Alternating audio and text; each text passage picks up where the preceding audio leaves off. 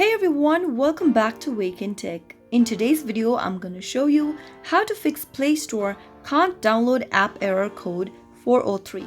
Whenever you're trying to download an application from your Play Store and you receive this kind of an error message, then you've landed in the right place. Watch the video till the end and don't forget to subscribe to our channel by hitting that subscribe button. Press the notification bell so that you'll never miss another upcoming upload from us. Whenever you're trying to download an application and you receive this kind of an error message where it says app error code 403 or can't download app error code 403. Then this happens when you download the same application using different Google account on a single device. The first thing to do is to try rebooting your phone. Simply press and hold the power button of your Android device and tap on restart. Once you reboot your system, go and re-download the application from your Play Store to see if that fixes the issue. If that doesn't work, the next thing to do is to delete your Play Store cache and data. Open up your Android device's settings and from the settings menu, scroll down and tap on Apps. Tap on the three dots at the upper right hand corner and tap on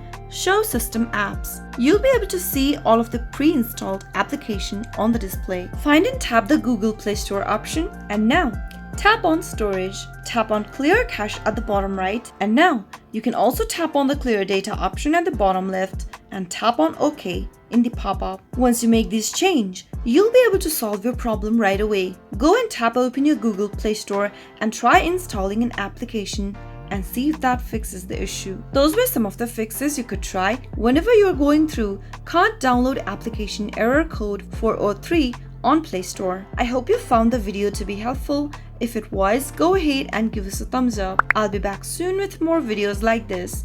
Thank you for watching.